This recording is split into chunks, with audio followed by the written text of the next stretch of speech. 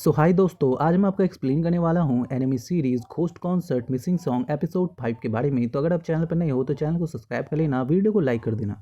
Episode की starting होती है जहाँ पर हम देखते हैं जो स्कूल के कुछ बच्चे होते हैं वो एक्चुअली टेम्पल का स्टैंप लेने के लिए आते हैं। और हम देखते हैं जो सेरिया होती है वो एक्चुअली उनको श्राइन का स्टैंप देने के लिए जाती है। बट हम देखते हैं कि तभी वहाँ पर रिकू आती है और बताती है कि यहाँ पे टेम्पल का स्टैंप नहीं मिलेगा। और वो उनको अपने साथ ले जाती है। और हम देखते हैं कि अचानक से जो हमारी सेरिया होती है वो कहते हैं कि वेल प्लीज़ मुझे माफ़ कर देना, मुझे नहीं पता था कि श्राइन का स्टैंप और टेम्पल का स्टैंप अलग अलग होता है। बट वो बताती है कि एक्चुअली इन दोनों का स्टैंप अलग अलग होता है। और फाइनली हम देखते हैं कि उसके बाद अचानक से हमें दूसरी ओर जो हमारी सियोंजी होती है वो भी देखने के लिए मिलती है। और हम देखते हैं कि वो भी वहाँ पे आके बताती है कि हाँ, इन दोनों का जो स्टैंप है वो अलग अलग होता है। और फाइनली हम देखते हैं कि अचानक से वहाँ पे हमें पता चलता है कि एक्चुअली इस टेम्पल के अंदर एक बढ़िया सी तलवार है जो कि दी गई है उसी लिमेट्सू के द्वारा, जहाँ पे हमारी सैड या पिछले वाले एपिसोड में गई थी ना जिस बंदे के पास, उसी बंदे ने दी थी। और हम देखते हैं कि अचानक से वहाँ पे अकाड़ी आती है जो कि कहते हैं कि मैंने तो ऑलरेडी इस स्वॉर्ड को तोड़ दिया है। बट हम देखते हैं कि ये बात सुनते ही सैड चौंक जाती है कि क्या सच में इसने उस स्वॉर्ड को तोड़ दिया। बट तभी वो कहते हैं कि यार नहीं यार, मजाक कर रही थी। और फाइनली हम देखते हैं कि शाम हो जाता है, काम काफ़ी ज़्यादा खत्म हो चुका होता है एक तरीके से। और हम देखते हैं जो हमारी अकाड़ी होती है वो अपना भाई प्रैक्टिस कर रही होती है स्वॉर्ड की। वहीं दूसरी हम देखते हैं जो हमारी सैरिया होती है उसे अचानक से एक लीफ मिलता है जिसे दिखा के वो कहती है कि ये देखो ये तो कायदे है ना। और हम देखते हैं कि वो सियोंजी से ये बात कहती है बट सियोंजी अचानक से शर्मा जाती है। तभी हम देखते हैं जो वहाँ पे रूह होती है वो उसे बताती है कि एक्चुअली ये कायदे नहीं है, ये जापान के मैपल ट्री और साथ ही में कायदे का मिक्सचर है। और फाइनली हम देखते हैं वो कहती है कि इसमें आखिर दोनों में डिफरेंस क्या है। बट वो बताती है कि एक्चुअली इन दोनों में डिफरेंस है। और फाइनली हम देखते हैं कि सेरिया के पास कोई और रास्ता तो होता नहीं और उसे ये मानना ही पड़ता है। बट हम देखते हैं कि अचानक से वो कहती है सियोन जी कि क्या सच में ये कायदे नहीं है। बट हम देखते हैं कि अचानक से उसे याद आता है कि जब वो बचपन में सियोन जी के साथ खेला करती थी तो वो उसे हमेशा कायदे ही कहा करती थी। और हम देखते हैं कि अचानक से वो उससे कहती है कि वेल कोई बात नहीं, मैं तुम्हें आज से कायदे नहीं कहूँगी। बट हम देखते हैं सियोन जी उससे कहते हैं कि प्लीज़ बिल्कुल भी नहीं, मैं चाहती हूँ कि तुम मुझे कायदे करो, मुझे ये अच्छा लगेगा। और फाइनली हम देखते हैं कि ये बात सुनने के बाद जो सैलिया होती है उससे कहते हैं कि ठीक है फिर मैं तुम्हें आज से कायदे ही कहूँगी। वहीं दूसरी ओर हम देखते हैं मॉन्क को जिनके पास एक नया मिशन आया होता है जहाँ पे उन्हें एक पिकनिक पार्क में एक बहुत ही खतरनाक सा भूत है उसको निकालने के लिए जाना है। और हम देखते हैं कि वो हमारे रिकू को कहते हैं कि तुम्हें वहाँ पे जाना चाहिए। बट तभी रिकू वहाँ पे बताते हैं कि वहाँ पे काफ़ी सारे घोस्ट्स हैं। तभी हम देखते हैं जो हमारे मॉन्क होते हैं वो कहते हैं कि तुम्हें सैरिया को भी अपने साथ ले जाना चाहिए, क्योंकि तुम जानती हो कि ज़्यादातर भूत वहीं पे होते हैं जहाँ पे कोई स्ट्रॉन्ग भूत होता है। और अगर हम सैरिया को वहाँ पे ले जाएंगे तो शायद वो उस भूत को अपने ऊपर कंट्रोल करने में मदद कर सके। और हम देखते हैं कि ये बात सुनते ही अचानक से वो कहती है हमारी रिकू कि अच्छा तो तुम इसीलिए चाहते हो कि मैं सैरिया को वहाँ पे ले जाऊँ ताकि सैरिया उन सारे घोस्ट को कंट्रोल कर सके और उसकी पावर काफ़ी ज़्यादा बढ़ जाए ताकि तुम उसका इस्तेमाल कर सको उस म्यूज़िक से, यानी कि म्यूज़ से लड़ाई में। और हम देखते हैं ये बात सुनते ही वो मॉन्क कहता है कि हाँ तुम जानती हो कि मैं क्या करना चाहता हूँ। और फाइनली हम देखते हैं कि रिकू कहती है कि ठीक है तुम जो चाहते हो मैं वही करूँगी। और फाइनली हम देखते हैं कि वो अचानक से वहाँ से जाने लगती है और कहती है कि ठीक है फिर मैं यहाँ से जा रही हूँ, बट तुम्हें याद है ना कि हमें जल्द ही कुछ ही दिनों में म्यूज़ की टेरेटरी पे अटैक भी करना है। बट उससे पहले जो हमें हमारे हमारे पास सबसे पहला काम है वो है एक और टेरेटरी जिसमें हमें पहले अटैक करना होगा। और फाइनली हम देखते हैं जो हमारी रिकू होती है वो सैरिया को लेके उस एज्यूमेंट पार्क में पहुंच जाती है। और हम देखते हैं कि उस पार्क में भाई बहुत सारी डरावनी चीज़ें होती हैं। हमारी जो सैरिया होती है वो तो काफ़ी ज़्यादा डरी होती है बट हमारी रिकू को उतना कुछ खास फर्क नहीं पड़ता। बट वो कहती है कि वेल इतना तो मुझे समझ में आ रहा है कि यहाँ पे जो घोस्ट है वो हमें हेलो कह रहा है।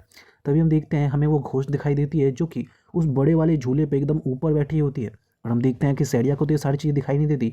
बट वहाँ पे हम देखते हैं कि उससे छुपते छुपते वहाँ पे सियोंजी भी पहुँच जाती है, क्योंकि सियोंजी को डर होता है कि कहीं ऐसा ना हो कि हमारी सैरिया खतरे में हो। तभी हम देखते हैं कि अचानक से जो घोस्ट होता है ना वो अपने कुछ छोटे मोटे साथियों को कुछ चीज़ों को एक तरीके से कब्जा करके कुछ चीज़ों पे और अटैक करवाता है सैरिया के ऊपर। बट हम देखते हैं जो सैरिया होती है उसको अचानक से अपना रूप बदलना पड़ता है और हम देखते हैं कि वो अपने अंदर के घोस्ट को अपने ऊपर कब्जा करने के लिए कहती है। और हम देखते हैं कि वो घोस्ट का अपना रूप लेके अचानक से जाती है फाइट करने के लिए और हम देखते हैं कि अपनी तलवारों से उन दोनों चीज़ों को काट देती है। और फाइनली हम देखते हैं कि उसका पहला फाइट तो खत्म होता है बट अभी भी जो घोस्ट है वो काफ़ी खतरनाक है। तभी हम देखते हैं कि अचानक से वहाँ पर जो हमारी सियोंजी होती है वो कहते हैं कि मुझे ही मदद करनी होगी, क्योंकि उसे समझ में आ रहा होता है कि जो सैरिया है वो ज़्यादा देर तक इन घोस्ट को कंट्रोल नहीं कर पाएगी। फाइनली हम देखते हैं जो हमारी सियोंजी होती है वो अपने तीर का इस्तेमाल करती है और उस घोस्ट के ऊपर मारती है। बट हम देखते हैं कि पहला लगते ही हमें पता चलता है कि उसका जैसे ही पहला तीर लगता है ना तो हमें पता चलता है जो वो घोस्ट है ना वो एक्चुअली कोई रियल घोस्ट नहीं है बल्कि उसने किसी इंसान को अपने कब्जे में कर रखा है। बट हम देखते हैं कि अचानक से वो घोस्ट उसके ऊपर दोबारा से कब्जा कर लेता है। बट हमारी जो सियोंजी है वो हार मानने वाली नहीं है, वो अचानक से एक नया तीर निकालती है और उस पर मारती है, जिससे होता यह है कि जो घोस्ट होता है वो बिल्कुल ही अलग हो जाता है उसके शरीर से। और हम देखते हैं जो लड़की होती है वो अचानक से नीचे गिरती है। बट हम देखते हैं जो रिकू होती है वो उसे बचा लेती है और हमें पता चलता है कि वो लड़की कोई और नहीं बल्कि रिकू कोई अपनी है, मतलब कि रिकू से जानती है। तभी हम देखते हैं जो अचानक से सैरिया होती है उसे पता चलता है कि जो घोस्ट है वो अचानक से उस लड़की के फिर से शरीर में घुसने के लिए जा रहा है। बट हम देखते हैं कि अब की बार में बीच में सैरिया आ जाती है और वो जो घोस्ट होती है वो अचानक से सैरिया के शरीर में घुस जाती है और हम देखते हैं कि वो सैरिया के शरीर पर कब्जा करने लगती है। तभी अचानक से सियोन जी और रिकू कहते हैं कि हमें इससे फाइट करना होगा।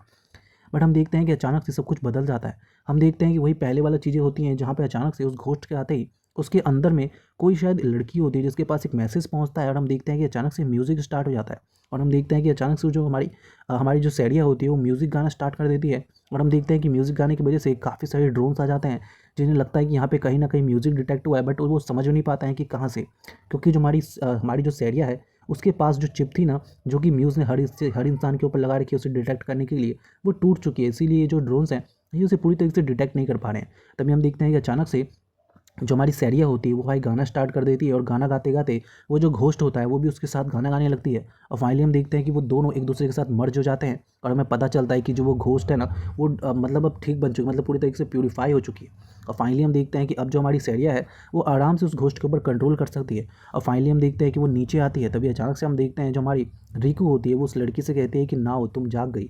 तभी हम देखते हैं उसे देखते ही वो नाव कहते हैं कि तुम तो रिकू हो ना, और हमें पता चलता है कि वो दोनों एक दूसरे को जानते हैं। बट हम देखते हैं जो रिकू होती है वो उससे कहती है कि मुझे लगता है तुम्हें टोक्यो हेडक्वार्टर वापस चले जाना चाहिए, क्योंकि मुझे लगता है कि हम लोग जल्दी ही वहाँ पे हमला करने वाले हैं और तुम्हें भी वहाँ से छुड़ा के लेके आएंगे। और फाइनली हम देखते हैं कि अचानक से जो हमारी सैरिया होती है उसके अंदर जो घोस्ट होती है वो अचानक से नाव से कहती है कि नाव मैं जानती हूँ कि मैं तुम्हारे कितने करीब हूँ, मैं तुम्हारे पास वापस आऊँगी, बट पहले मुझे इस सैरिया की मदद करनी होगी। और फाइनली हम देखते हैं जो हमारी वो नाव होती है वो वहाँ से चली जाती है। बट हम देखते हैं कि अचानक से वहाँ पर रिकू होती है, वो कहते हैं कि प्लीज़ थोड़ा देर इंतजार करना।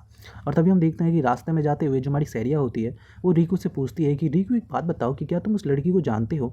तभी हम देखते हैं जो रिकू होती है वो कहते हैं कि वेल तुम मेरे से पूछे बिना तो मानोगी नहीं, तो ठीक है मैं तुम्हें बता देती हूँ। एक्चुअली बात ऐसी है कि हम दोनों को ही टैडा के फैसिलिटी के अंदर पाला गया है, यानी कि उन दोनों का ही जो जन्म हुआ था ना और उसके बाद से इनको पाला ही उस पूरे ऑर्गेनाइजेशन के द्वारा गया है जो कि घोस्ट के ऊपर कंट्रोल करता है।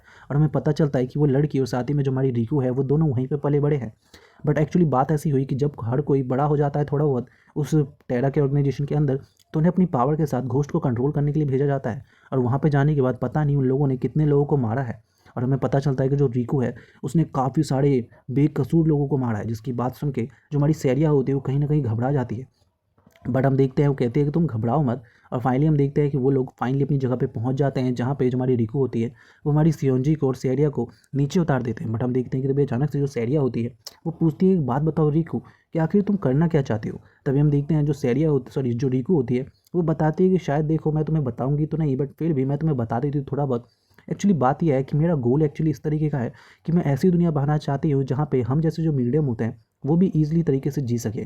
और हम देखते हैं कि ये बात सुनने के बाद जो हमारी सैरिया होती है वो कहते हैं कि मुझे ये तो नहीं पता चला कि इसने क्या कहने की कोशिश की, बट इतना समझ में आ रहा है कि इसका जो गोल है वो कोई इतना ज़्यादा बढ़िया नहीं है। और फाइनली हम देखते हैं कि अचानक से वो कहती है कि मुझे वापस जाना चाहिए सोने के लिए। और हम देखते हैं कि वो सोने से जाने से पहले अपने आप से कहती है कि वेल मुझे इतना तो समझ में आ रहा है कि जो सैथी है यानी कि वो मॉन्क है उसका भी जो अपना गोल है कि वो भी म्यूक्स को ख़त्म करना चाहता है। वो आखिर किस तरीके का गोल हो सकता है, क्योंकि देखो यार कोई भी इंसान किसी भी गोल के लिए अपनी ज़िंदगी तो ख़त्म नहीं करेगा, बट जो हमारा वो मॉन्क है वो अपनी ज़िंदगी देना चाहता है केवल इसलिए कि वो म्यूक्स को ख़त्म कर सके। क्या सच में कोई इंसान दूसरों की ज़िंदगी के लिए अपनी ज़िंदगी दे सकता है? बिल्कुल भी नहीं। और हम देखते हैं सेरे समझ जाती है कि कहीं ना कहीं इन सभी के गोल में कुछ ना कुछ तो दिक्कत है जिसके बारे में शायद अभी तक मुझे पता नहीं है। और उसके बाद जो हमारी सैरिया होती है वो अचानक से लाइब्रेरी में जाती है, क्योंकि उसका तो काम लाइब्रेरी में ही होता है। और हम देखते हैं कि वो वहाँ पे बैठ के फिर से किताबें पढ़ने लगती है, बट किताबें पढ़ते हुए अभी भी सोच रही होती है कि मुझे रिकू का सच्चाई जाननी होगी और साथ ही में मुझे सैथी सन का भी सच्चाई जाननी होगी कि आखिर उन लोगों के गोल के पीछे की सच्चाई क्या है। तभी हम देखते हैं कि अचानक से वहाँ पे उसे रिकू का लैपटॉप मिलता है, जो कि हम देखते हैं कि वो अचानक से उसे देख के कहते हैं कि ये तो रिकू का है और वो कहती है कि मुझे शायद इससे कोई इन्फॉर्मेशन मिल सकती है। और हम देखते हैं कि जैसे ही उसे चालू करती है तो उसके अंदर वो क्या देखती है कि एक्चुअली हमारी रिकू का जो कहते हैं तरीके से जो संबंध है ना वो सैथी के साथ है, यानी कि मॉन्क के साथ है, यानी कि वो दोनों एक साथ स्कूल में पढ़े हैं। मतलब कि उन दोनों के बीच में पक्का कोई ना कोई तो गहरी रिलेशनशिप है। और हम देखते हैं कि यहीं पे जो हमारा एपिसोड होता है वो खत्म हो जाता है। So thank you so much for watching this video.